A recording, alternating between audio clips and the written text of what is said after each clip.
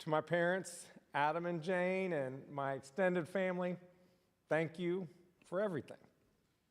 And finally, to my wife, our new First Lady.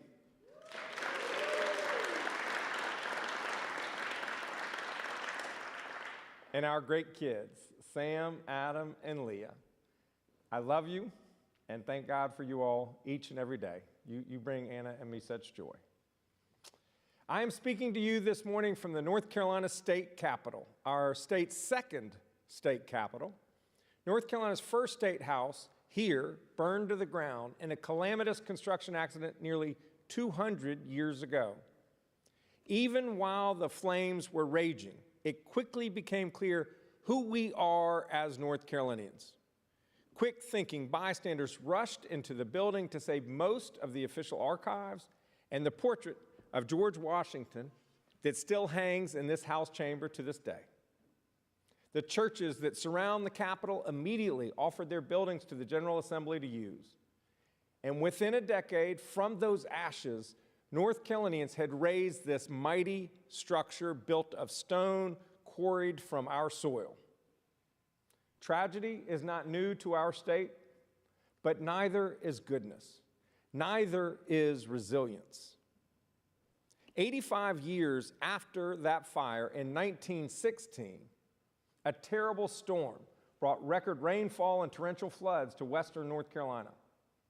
In Morganton, the Catawba River rose rapidly, trapping Mr. J.L. Duckworth on the roof of his store.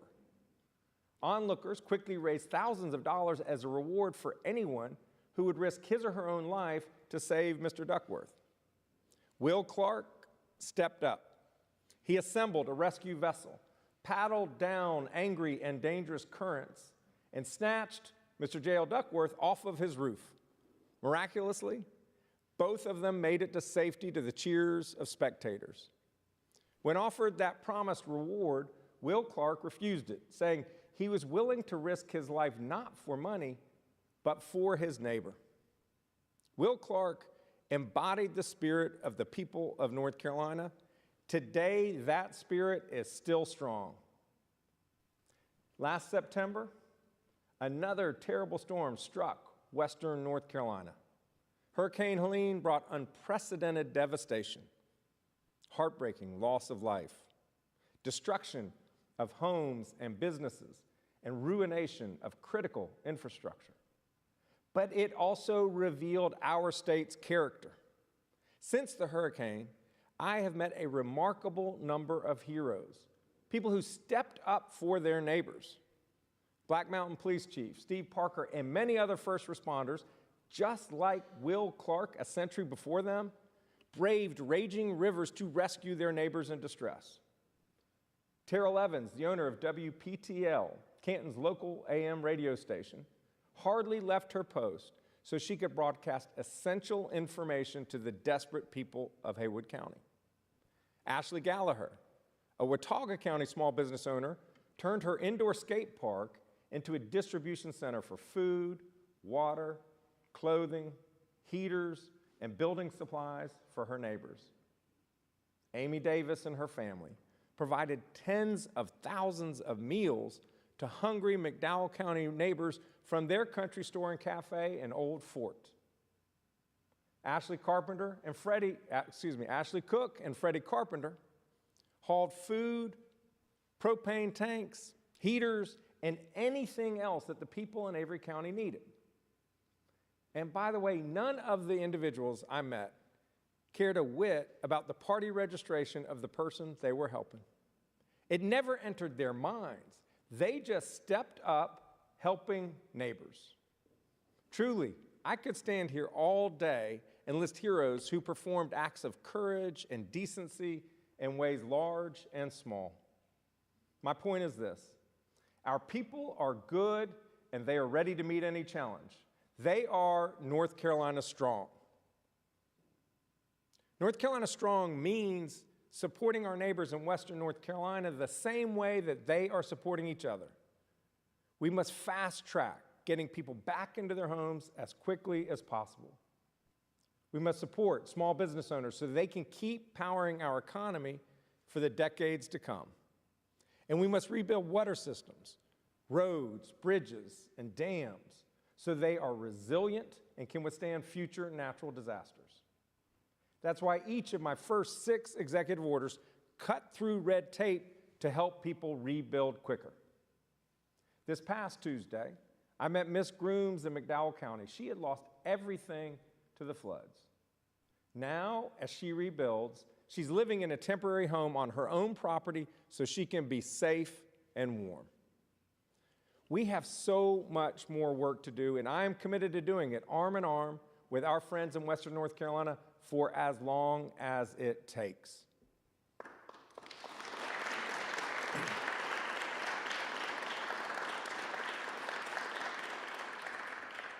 North Carolina Strong means economic opportunity for everyone, because where you come from should never limit how far you can go.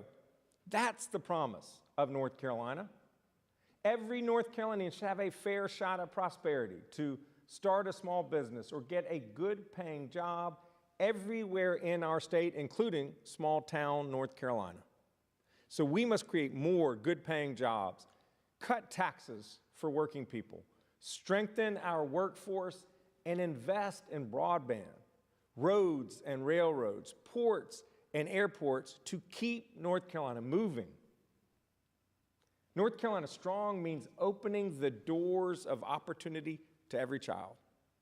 There is no better investment in our future than providing excellent pre-K so that every child starts kindergarten healthy and ready to learn. We have to be smart about how we teach reading and how to utilize our most effective educators. But as long as North Carolina ranks 48th in the country in per pupil investment, our public school students will be denied the sound basic education that our state constitution guarantees them. To recruit and retain the best, we must provide our public school teachers and staff real pay raises.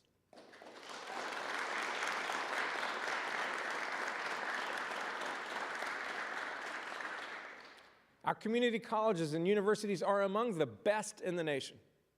We must keep them that way and continue to innovate to meet students' needs in a rapidly changing world.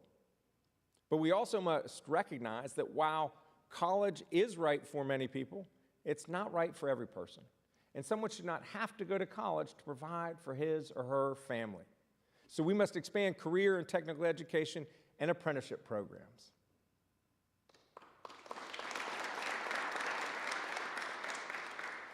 North Carolina Strong means keeping people safe. No one should worry when their kids are at school or at play, or whether their loved ones are safe when they are at work or at worship.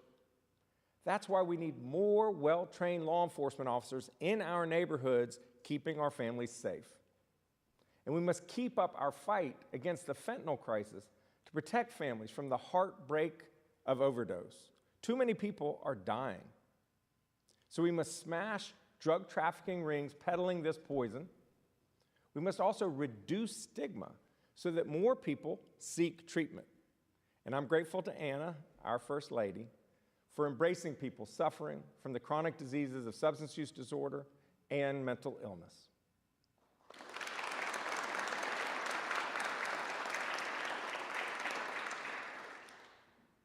North Carolina Strong also means working together across our differences to get things done. And so to the members of the General Assembly, I say, let's work together.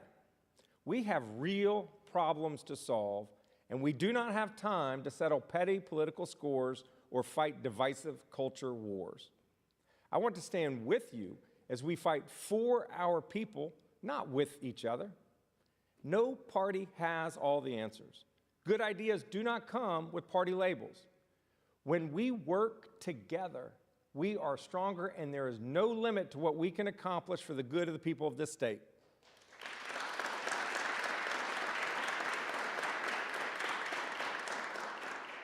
How do I know that? Because as North Carolinians, we have done it before. North Carolina was not always what it is today. In the late 1950s, we were one of the poorest states in this country. Our predecessors did not just accept that reality.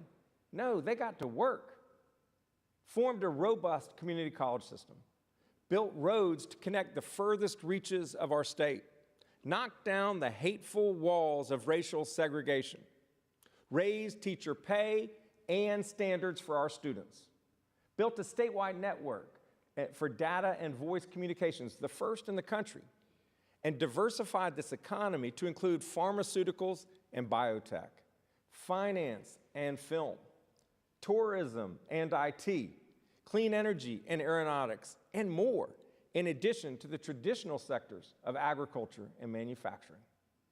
Our predecessors wanted more for our state and our people, and they collaborated and innovated. And by the way, there's more than enough credit to go around to both parties. It was Republican Governor Jim Holshouser, working with a Democratic General Assembly, who made North Carolina the first state in the South to offer kindergarten to every child.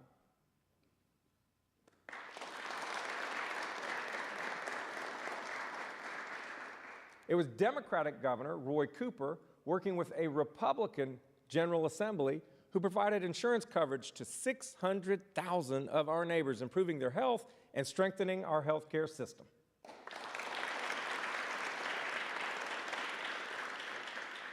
And it was a unanimous, bipartisan General Assembly that worked with me as Attorney General to enact the STOP Act to combat opioid addiction, the Safe Child Act to protect kids from abuse, and the Survivor Act to clear the nation's largest backlog of untested rape kits.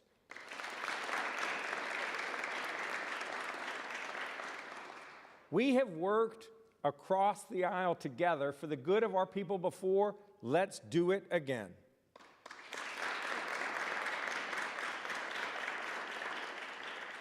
My fellow North Carolinians, you have bestowed on me a great honor and a great responsibility. And whether or not I earned your vote in the past election, I am committed to earning your trust by working hard for you every day as your governor. With my faith guiding me and your spirit inspiring me, I stand before you today ready and eager for the work ahead.